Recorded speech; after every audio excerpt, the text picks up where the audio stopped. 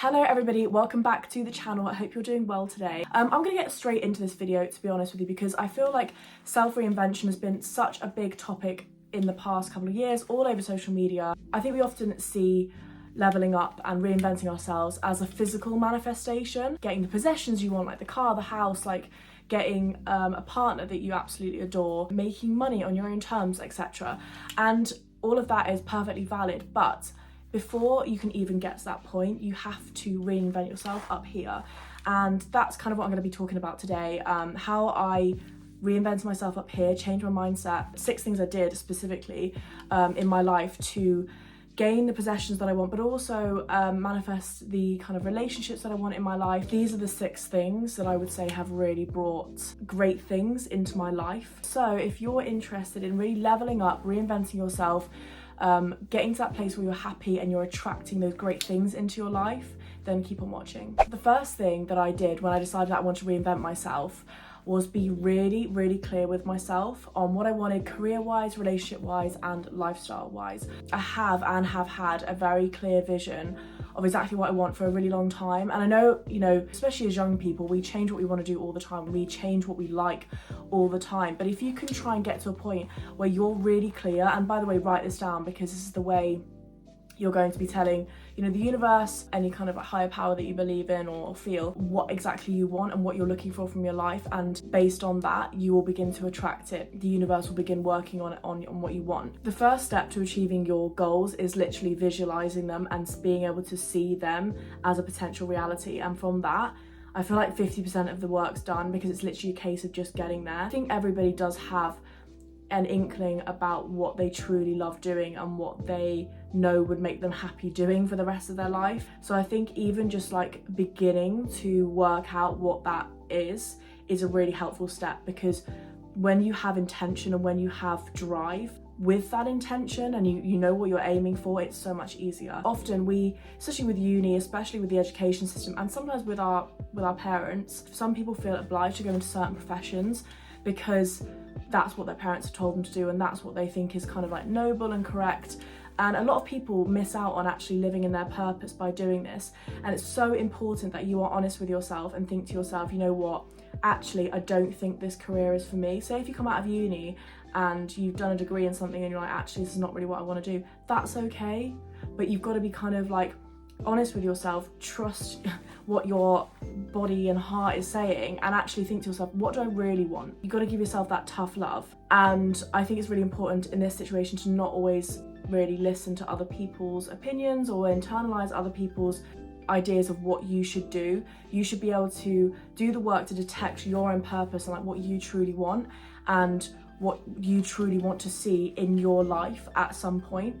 And that does take honesty with yourself. So my advice initially is be really honest with yourself and be clear on exactly what you want in all those areas that I've listed. And from this then is my second tip for reinventing yourself, and that is scripting. Scripting is a really powerful tool for manifesting exactly what you want, because you're physically putting out into the universe with your pen and paper what you want. But with all those different areas that I mentioned, you need to, even over a space of time, I don't even think I've scripted out exactly what I want from all of those aspects yet anyway. But the thing that's most pressing, so for example, the thing that you want most right now might be, a career path or a specific thing going on in your career. So what you can do is you can script out how this would look to you in an ideal situation. So what I do is I write a very detailed description, maybe like 2 or 3 pages, describing exactly how my career should look,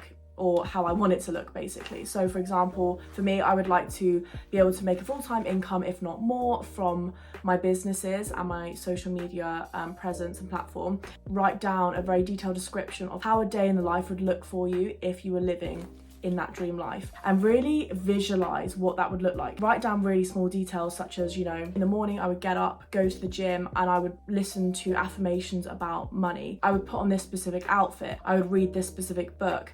I would go to this specific cafe and order this specific drink, do work on this specific area. Be really detailed about what exactly you would envision to be like a perfect day in the life or just a perfect situation for you. Make sure you're really like visualizing this situation and this life that you truly want when doing it, because that's what's going to make it powerful. Writing it down, being able to be creative and visualize really specific details and see it so clearly in your brain is going to really help the scripting exercise work for you, and it's going to manifest your dream life quicker because you're able to literally see it. My friend said the other day, she said a really great comment: if you can visualize it, you can have it.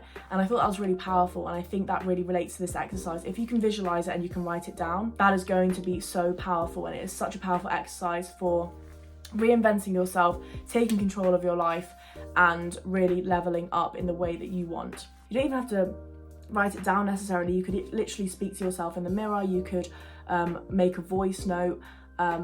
These exercises of like putting it out into the universe, whether that be through writing or words, is really powerful because you're already creating a physical manifestation of what you're looking for just with that act. A third thing that I did to really reinvent myself and make sure that I was not taken advantage of, I was treated with respect, was saying no more. On that really is knowing your boundaries. I know I talk a lot about boundaries, but they are just so important, and you set yourself up for success. You set yourself up for being respected and taken seriously when you are able to sit in the discomfort that comes with saying no to people who want you to say yes. It's literally an act of self-love to say no, and as we all know, the way you level up, reinvent yourself is really just learning to love yourself more and more every day. Saying no is a massive act of self-love because you're protecting yourself and you're respecting your limits, which I think a lot of people really struggle to do. I formerly did, and so I know how difficult it can be, but that short-term sort of discomfort that comes with saying no to something that you don't want to do is worth the long-term benefits of people respecting your boundaries and not sort of taking the piss basically with you. I think that long-term sort of outcome is so worth the initial discomfort of stating those boundaries. It sucks, but it's necessary, and it's the only way you're going to level up. I think as well, being women, we're often taught that being nice is a lot more important than having respect, and I just think that is just such a dead message to be putting out to young women especially. It's just not true. I think it's more important to be considered a fair and good, compassionate person who has, you know, respect and has integrity than it is to be considered nice and amenable. Being nice and amenable has personally never served me, and I really don't think it serves many people, especially in a world where many people will try to take advantage of you, especially take advantage of women. It's so important to focus on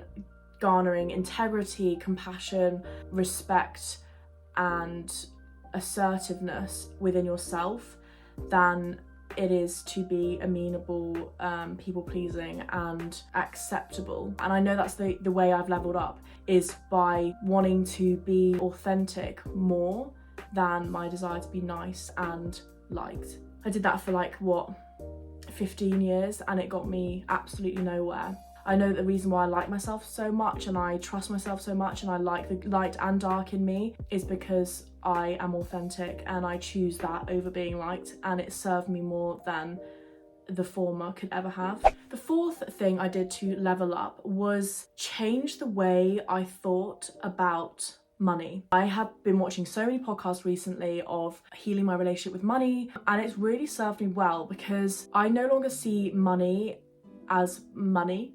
I see money as cyclical. I see money as fluid, flowing, a manifestation of energy on earth.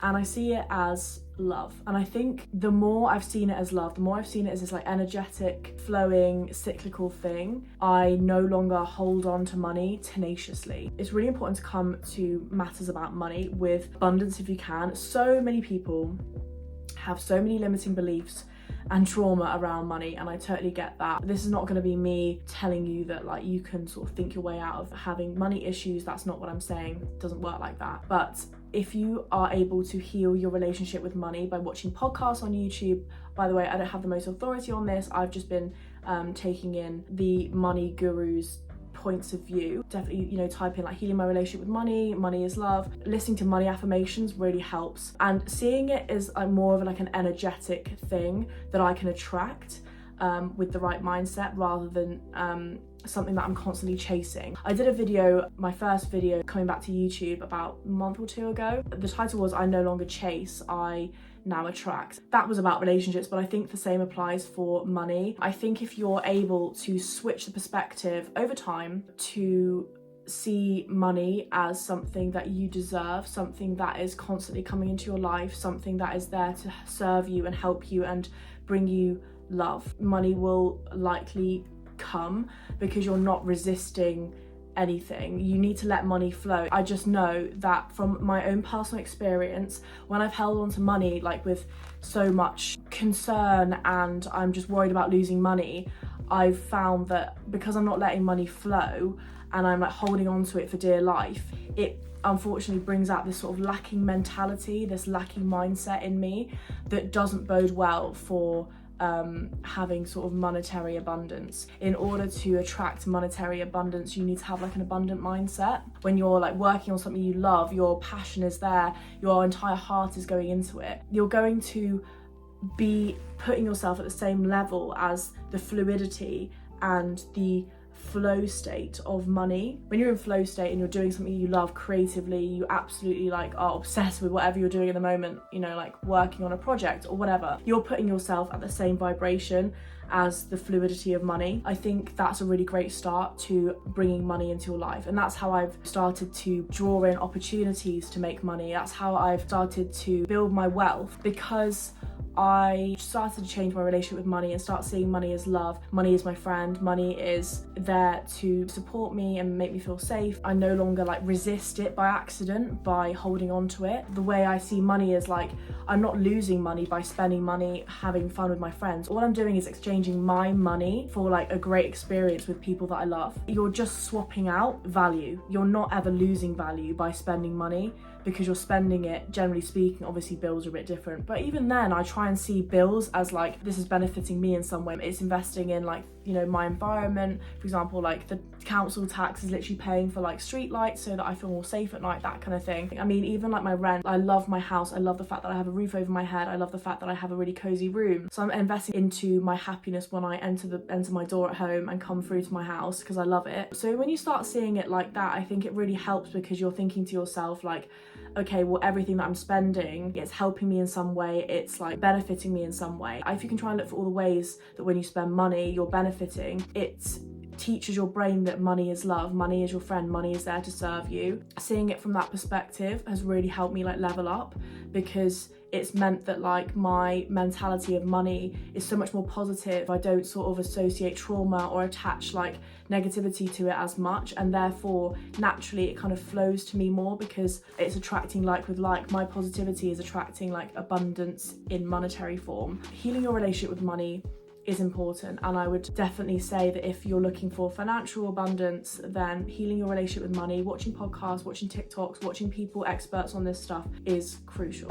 The fifth thing that I know has really helped me level up has been accepting parts of myself and learning to love even parts of myself that I've been made to feel shame around. For a very, very long time, I was made to feel shame and guilt and disdain for the fact that I was sensitive, for the fact that I would internalize other people's emotions so easily. I felt a lot of shame and like resentment for myself for not being able to stand up for myself, and I used to really beat myself up about the fact that my emotions fluctuate so badly because other people couldn't relate to me. Mental health awareness was just not really where it is today, so I used to really beat myself up for the way that was. People would take advantage of me, people would use my sensitivity against me, would genuinely want to upset me. Kids can be cruel, right? So I always felt as though, I felt shame and resentment towards myself for being sensitive, because the anguish that came with being sensitive when other people around you are not sensitive sucks. So I'm now someone who's sensitive still, but understanding, human behaviour and understanding why people do things in the way that they do has reassured me somewhat to the point where, you know, I really don't internalize things anymore. And it's got to a point now where I see my sensitivity honestly as a superpower. Like, there are so many benefits to being sensitive. You're like a master of your own emotions. You understand yourself so well. You're very self-aware. Like, there are so many benefits of being sensitive, but it's something that I needed to work on first before I realised that it was a superpower. Learning to accept that and learning to love that about myself was one of the ways that I leveled up, because I learned that it didn't have to be a weakness. It didn't have to be me being taken advantage of. I could flip the switch, I could flip the tables and make it work to my advantage. I'm also a recovering people pleaser, so that has meant that throughout my entire life I've suppressed so many emotions. I have always had, but have suppressed, this fieriness in me. And in the past 2 years, I have absolutely learnt to love my fieriness and the fact that I am like a little bit opinionated. I say things how they are. I'm loud and assertive. I think that fieriness is something that I've learnt to really cherish and like about myself, because I think objectively society doesn't necessarily reward people who are fiery, a bit outspoken, opinionated, especially women. The perspective change that I've had on fieriness and, like, you know, feeling my emotions and sitting in my emotions, negative or positive, has been really empowering. Yeah, learning to celebrate those things about you that you've previously felt shame or guilt for, I think is so powerful. The sheer rebelliousness of choosing to love those parts that other people make you feel shame for is iconic. I think learning to love those parts of you that objectively seem unlovable is really powerful and is a great way to level up, because you're removing the negative emotions surrounding yourself. When you learn to love yourself, light and dark, you're still filled with love.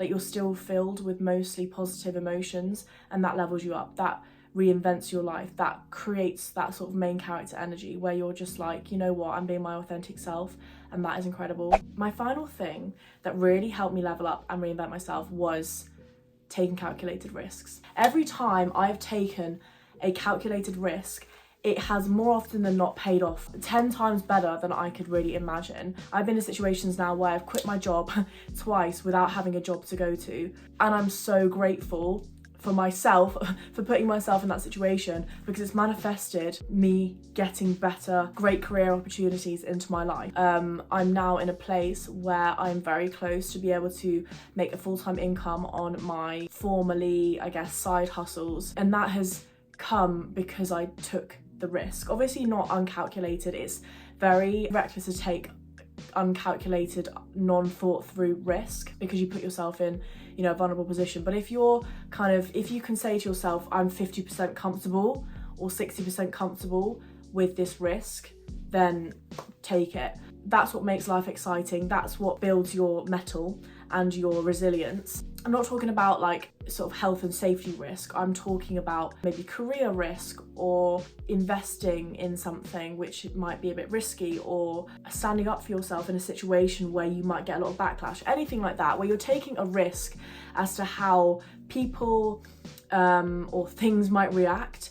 I think is really important to leveling yourself up. You know, the exciting things never really came from your comfort zone. I think when I've taken calculated risks, I've always loved it, because I'm like, that's what makes my life exciting. I've now kind of like reaped the returns of that risk, because I was willing to put myself in a slightly uncomfortable position. And I've always found that the more I put myself in sort of uncomfortable positions, standing up and presenting, or, you know, striking up a conversation with somebody, you know, in a bar, I don't know, like anything that's going to be like a short-term discomfort but a long-term, like, I'm so glad I did that, because now I'm a more well-rounded, experienced, robust individual, I would always back. Like, I think the way I've really leveled up is taking those calculated risks, because I've always felt proud of myself. I've always pushed myself to like do things that are scary, but then when I've done it, I felt so great about myself and so proud of myself, and it's put me on a higher vibration, because I have that greater love for myself, because I know that I've chosen something that I want and that I love, and that I know in the long term is going to make me happy. Even like taking a sort of social risk by, you know, putting yourself out there on TikTok or YouTube or Instagram and talking about things that matter to you. It's a social risk, but the rewards of that social risk are likely to come, because by putting yourself out there, you're exposing yourself to opportunities, you're exposing yourself to you know, great things happening to you, and that's how you can really reinvent yourself. You can reinvent yourself into being this person your heart truly wants you to be. What your heart truly wants does often come with doing things that make you feel uncomfortable. I think you need to be doing one thing per day, or at least like once a week, that is out of your comfort zone. The excitingness of life and the like greatness of life is on the other side of your comfort zone. And that sounds very cliche, but it really is, and I can testify to that. So that's it for today, guys. I think I want to do another one actually, because just 6 things I've done to reinvent myself doesn't quite cut it. I think there's so many other things that I can think of that have really helped me level up and really helped me reinvent myself. So if you'd be interested in a part 2, which I think I'll definitely do, then please let me know. I think there's so many things that we can do to level ourselves up, and again, it's a combination of physical and mental. I think I haven't really spoken about so many physical things in this video, more mental things, but I'd like to do one that is like more physical focused. I hope you've enjoyed this video. I hope you found some value, taken some value from it, and I hope you feel empowered to level up, to reinvent yourself this year. I hope you have a lovely week or weekend, and I'll see you in my next video. Bye.